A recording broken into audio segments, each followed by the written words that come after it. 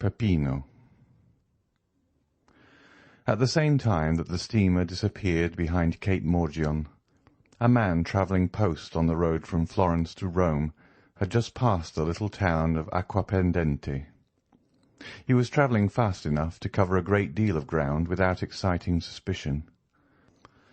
This man was dressed in a greatcoat, or rather a surtout, a little worse for the journey, but which exhibited the ribbon of the Legion of Honour still fresh and brilliant, a decoration which also ornamented the undercoat.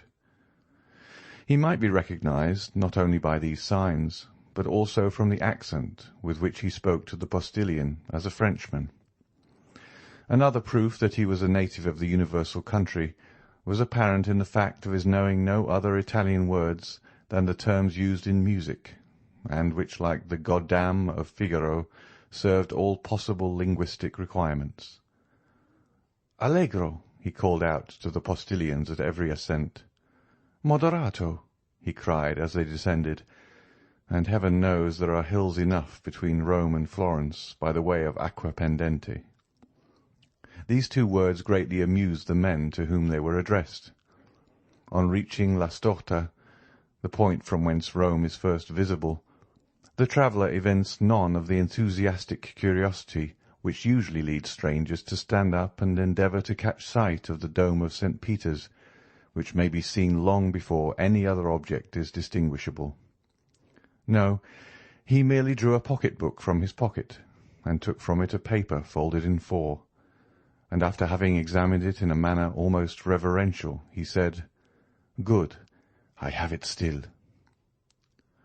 The carriage entered by the Porto del Popolo, turned to the left, and stopped at the Hotel d'Espagne. Old Pastrini, our former acquaintance, received the traveller at the door, hat in hand. The traveller alighted, ordered a good dinner, and inquired the address of the house of Thomson and French, which was immediately given to him, as it was one of the most celebrated in Rome. It was situated in the Via dei Banchi, near St. Peter's in Rome. As everywhere else, the arrival of a post-chaise is an event. 10 young descendants of Marius and the Gracchi, barefooted and out at elbows, with one hand resting on the hip and the other gracefully curved above the head, stared at the traveller, the post-chaise, and the horses. To these were added about 50 little vagabonds from the Papal States, who earned a pittance by diving into the Tiber at high water from the bridge of St. Angelo. Now, as these street Arabs of Rome, more fortunate than those of Paris, understand every language, more especially the French, they heard the traveller order an apartment, a dinner, and finally inquire the way to the house of Thomson and French. The result was that when the newcomer left the hotel with the cicerone, a man detached himself from the rest of the idlers, and without having been seen by the traveller, and appearing to excite no attention from the guide, followed the stranger with as much skill as a Parisian police agent would have used.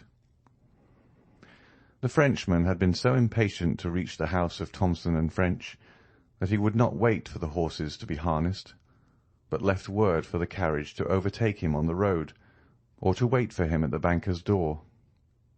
He reached it before the carriage arrived. The Frenchman entered, leaving in the ante-room his guide, who immediately entered into conversation with 2 or 3 of the industrious idlers, who are always to be found in Rome at the doors of banking-houses, churches, museums, or theatres. With the Frenchman, the man who had followed him entered too. The Frenchman knocked at the inner door, and entered the first room. His shadow did the same. "Messrs. Thomson and French?" inquired the stranger. An attendant arose at a sign from a confidential clerk at the first desk. "Whom shall I announce?" said the attendant. "Baron Danglars." "Follow me," said the man. A door opened, through which the attendant and the Baron disappeared. The man who had followed Danglars sat down on a bench. The clerk continued to write for the next 5 minutes. The man preserved profound silence and remained perfectly motionless. Then the pen of the clerk ceased to move over the paper. He raised his head, and appearing to be perfectly sure of privacy, "Aha," he said, "here you are, Peppino." "Yes," was the laconic reply. "You have found out that there is something worth having about this large gentleman. There is no great merit due to me, for we were informed of it. You know his business here, then?" "Pardieu, he has come to draw, but I don't know how much." "You will know presently, my friend." "Very well, only do not give me false information, as you did the other day." "What do you mean? Of whom do you speak? Was it the Englishman who carried off 3,000 crowns from here the other day?" "No, he really had 3,000 crowns, and we found them. I mean the Russian prince, who you said had 30,000 livres, and we only found 22,000. You must have searched badly." "Luigi Vampa himself searched." "Indeed. But you must let me make my observations, or the Frenchman will transact his business without my knowing the sum." Peppino nodded, and taking a rosary from his pocket, began to mutter a few prayers while the clerk disappeared through the same door by which Danglars and the attendant had gone out. At the expiration of 10 minutes, the clerk returned with a beaming countenance. "Well?" asked Peppino of his friend. "Joy! Joy! The sum is large." 5 or 6 millions, is it not?" "Yes, you know the amount?" "On the receipt of the Count of Monte Cristo." "Why, how came you to be so well acquainted with all this?" "I told you we were informed beforehand." "Then why do you apply to me?" "That I may be sure I have the right man." "Yes, it is indeed he. 5 millions, a pretty sum, eh, Peppino?" "Hush! Here is our man." The clerk seized his pen, and Peppino his beads. One was writing and the other praying when the door opened. Danglars looked radiant with joy. The banker accompanied him to the door. Peppino followed Danglars. According to the arrangements, the carriage was waiting at the door. The guide held the door open. Guides are useful people who will turn their hands to anything. Danglars leapt into the carriage like a young man of 20. The cicerone reclosed the door and sprang up by the side of the coachman. Peppino mounted the seat behind. "Will your Excellency visit St. Peter's?" asked the cicerone. "I did not come to Rome to see," said Danglars aloud. Then he added softly with an avaricious smile, "I came to touch," and he rapped his pocket-book, in which he had just placed a letter. "Then your Excellency is going—" "To the hotel." "Casa Pastrini," said the cicerone to the coachman, and the carriage drove rapidly on. 10 minutes afterwards the Baron entered his apartment, and Peppino stationed himself on the bench outside the door of the hotel, after having whispered something in the ear of one of the descendants of Marius and the Gracchi, whom we noticed at the beginning of the chapter, who immediately ran down the road leading to the capital at his fullest speed. Danglars was tired and sleepy. He therefore went to bed, placing his pocket-book under his pillow. Peppino had a little spare time, so he had a game of mora with the facchini, lost 3 crowns, and then to console himself drank a bottle of Orvieto. The next morning Danglars awoke late. Though he went to bed so early, he had not slept well for 5 or 6 nights, even if he'd slept at all. He breakfasted heartily, and, caring little, as he said, for the beauties of the Eternal City, ordered post-horses at noon. But Danglars had not reckoned upon the formalities of the police and the idleness of the posting-master. The horses only arrived at 2 o'clock, and the cicerone did not bring the passport till 3. All these preparations had collected a number of idlers round the door of Signor Pastrini's, The descendants of Marius and Gracchi were also not wanting. The Baron walked triumphantly through the crowd, who, for the sake of gain, styled him "Your Excellency." As Danglars had hitherto contented himself with being called a baron, he felt rather flattered at the title of Excellency, and distributed a dozen silver coins among the beggars, who were ready for 12 more to call him "Your Highness." "Which road?" asked the postilion in Italian. "The Ancona road," replied the Baron. Signor Pastrini interpreted the question and answer, and the horses galloped off. Danglars intended travelling to Venice, where he would receive one part of his fortune, and then proceeding to Vienna, where he would find the rest. He meant to take up his residence in the latter town, which he had been told was a city of pleasure. He had scarcely advanced 3 leagues out of Rome when daylight began to disappear. Danglars had not intended starting so late, or he would have remained. He put his head out and asked the postilion how long it would be before they reached the next town. "Non capisco." "Do not understand," was the reply. Danglars bent his head, which he meant to imply, "Very well." The carriage again moved on. "I will stop at the first posting-house," said Danglars to himself. He still felt the same self-satisfaction which he had experienced the previous evening, and which had procured him so good a night's rest. He was luxuriously stretched in a good English calash, with double springs. He was drawn by 4 good horses at full gallop. He knew the relay to be at a distance of 7 leagues. What subject of meditation could present itself to the banker, so fortunately become bankrupt? Danglars thought for 10 minutes about his wife in Paris, another 10 minutes about his daughter travelling with Mademoiselle d'Armilly. The same period was given to his creditors, and the manner in which he intended spending their money, and then, having no subject left for contemplation, he shut his eyes and fell asleep. Now and then a jolt more violent than the rest caused him to open his eyes. Then he felt that he was still being carried with great rapidity over the same country, thickly strewn with broken aqueducts, which looked like granite giants petrified while running a race. But the night was cold, dull, and rainy, and it was much more pleasant for a traveller to remain in the warm carriage than to put his head out of the window to make inquiries of a postilion whose only answer was "Non capisco."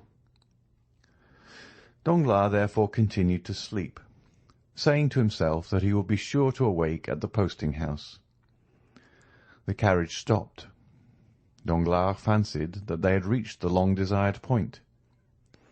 He opened his eyes and looked through the window, expecting to find himself in the midst of some town, or at least a village, but he saw nothing except what seemed like a ruin, where 3 or 4 men went and came like shadows.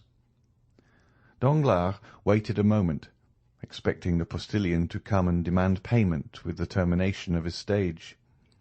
He intended taking advantage of the opportunity to make fresh inquiries of the new conductor, but the horses were unharnessed, and others put in their places without any one claiming money from the traveller. Danglars, astonished, opened the door, but a strong hand pushed him back, and the carriage rolled on. The Baron was completely roused. "Eh," he said to the postilion. "Eh, mio caro?" This was another little piece of Italian the Baron had learned from hearing his daughter sing Italian duets with Cavalcanti.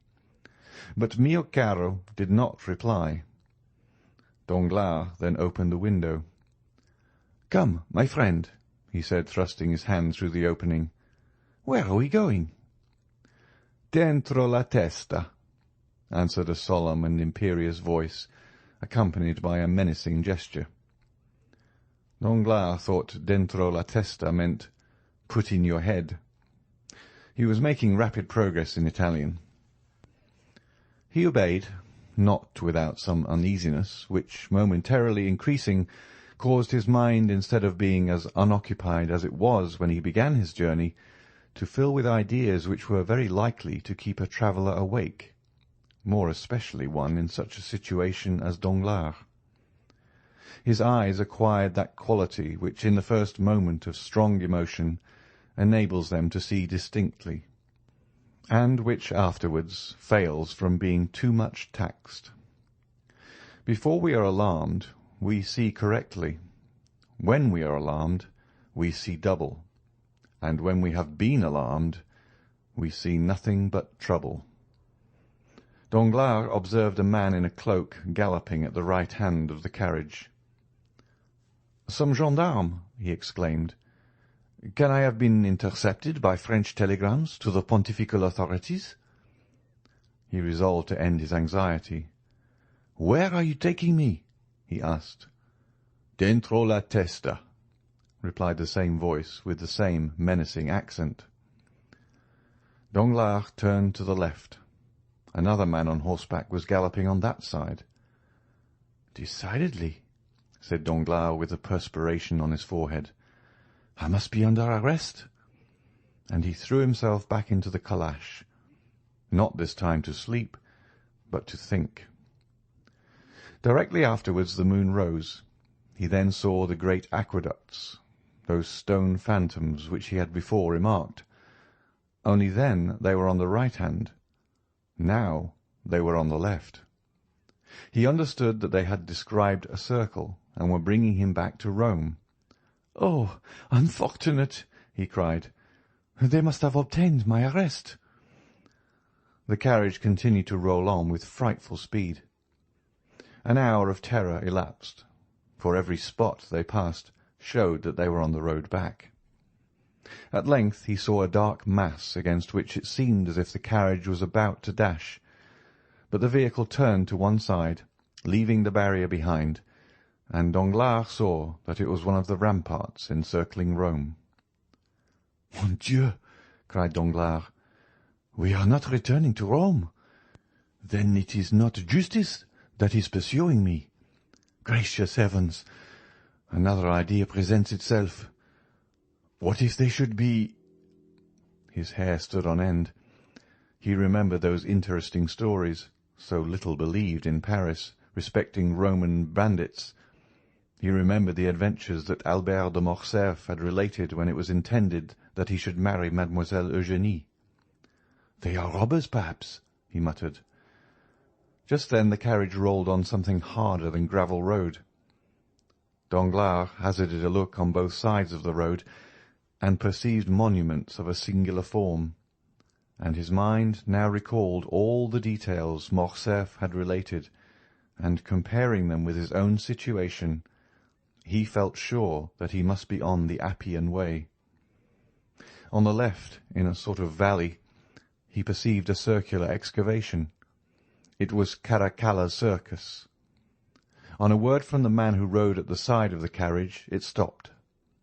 At the same time, the door was open. "Scendi!" exclaimed a commanding voice. Danglars instantly descended. Although he did not yet speak Italian, he understood it very well. More dead than alive, he looked around him. 4 men surrounded him, besides the postilion. "Di qua," said one of the men, descending a little path leading out of the Appian Way. Danglars followed his guide without opposition, and had no occasion to turn around to see whether the 3 others were following him. Still, it appeared as though they were stationed at equal distances from one another, like sentinels. After walking for about 10 minutes, during which Danglars did not exchange a single word with his guide, he found himself between a hillock and a clump of high weeds. 3 men standing silent formed a triangle, of which he was the centre. He wished to speak, but his tongue refused to move. "Avanti!" said the same sharp and imperative voice. This time Danglars had double reason to understand, for if the word and gesture had not explained the speaker's meaning, it was clearly expressed by the man walking behind him, who pushed him so rudely that he struck against the guide. This guide was our friend Peppino, who dashed into the thicket of high weeds through a path which none but lizards or polecats could have imagined to be an open road. Peppino stopped before a pit overhung by thick hedges.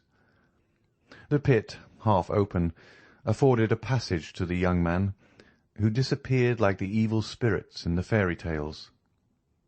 The voice and gesture of the man who followed Danglars ordered him to do the same. There was no longer any doubt. The bankrupt was in the hands of Roman banditti. Danglars acquitted himself like a man placed between two dangerous positions, and who is rendered brave by fear. Notwithstanding his large stomach, certainly not intended to penetrate the fissures of the Campagna, he slid down like Peppino, and closing his eyes fell upon his feet. As he touched the ground, he opened his eyes. The path was wide but dark. Peppino, who cared little for being recognized now that he was in his own territories, struck a light and lit a torch. Two other men descended after Danglars, forming the rearguard, and pushing Danglars whenever he happened to stop.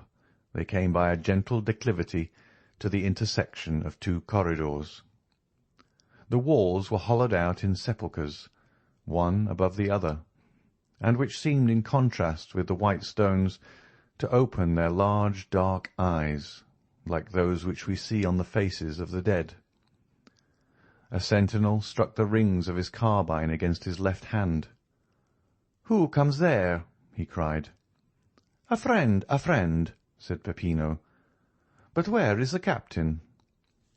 "There," said the sentinel, pointing over his shoulder to a spacious crypt, hollowed out of the rock, the lights from which shone into the passage through the large arched openings. "Fine spoil, captain, fine spoil," said Peppino in Italian, and taking Danglars by the collar of his coat, he dragged him to an opening resembling a door, through which they entered the apartment which the captain appeared to have made his dwelling-place. "Is this the man?" asked the captain, who was attentively reading Plutarch's Life of Alexander. "Himself, captain, himself." "Very well, show him to me." At this rather impertinent order, Peppino raised his torch to the face of Danglars, who hastily withdrew that he might not have his eyelashes burnt. His agitated features presented the appearance of pale and hideous terror. "The man is tired," said the captain. "Conduct him to his bed." "Oh," murmured Danglars, "that bed is probably one of the coffins hollowed in the wall, and the sleep I shall enjoy will be death from one of the poniards I saw glistening in the darkness." From their beds of dried leaves or wolf-skins at the back of the chamber now arose the companions of the man who had been found by Albert de Morcerf reading Caesar's Commentaries, and by Danglars studying the Life of Alexander. The banker uttered a groan and followed his guide. He neither supplicated nor exclaimed. He no longer possessed strength, will, power, or feeling. He followed where they led him. At length he found himself at the foot of a staircase, and he mechanically lifted his foot 5 or 6 times. Then a low door was opened before him, and bending his head to avoid striking his forehead, he entered a small room cut out of the rock. The cell was clean, though empty and dry, though situated at an immeasurable distance under the earth. A bed of dried grass covered with goat-skins was placed in one corner. Danglars brightened up on beholding it, fancying that it gave some promise of safety. "Oh, God be praised," he said. "It is a real bed." "Ecco," said the guide, and pushing Danglars into the cell, he closed the door upon him. A bolt grated, and Danglars was a prisoner. If there had been no bolt, it would have been impossible for him to pass through the midst of the garrison who held the catacombs of San Sebastian, encamped round a master whom our readers must have recognized as the famous Luigi Vampa. Danglars, too, had recognized the bandit, whose existence he would not believe when Albert de Morcerf mentioned him in Paris. And not only did he recognize him, but the cell in which Albert had been confined, and which was probably kept for the accommodation of strangers. These recollections were dwelt upon with some pleasure by Danglars, and restored him to some degree of tranquillity. Since the bandits had not dispatched him at once, he felt that they would not kill him at all.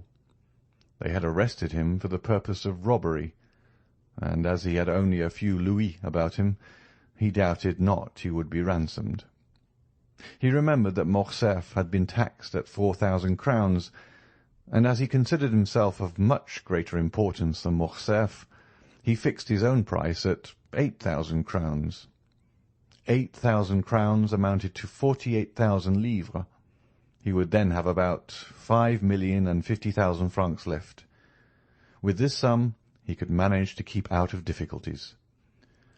Therefore, tolerably secure in being able to extricate himself from his position, provided he were not rated at the unreasonable sum of 5,050,000 francs, he stretched himself on his bed, and after turning over 2 or 3 times, fell asleep with the tranquillity of the hero whose life Luigi Vampa was studying. End of chapter 114.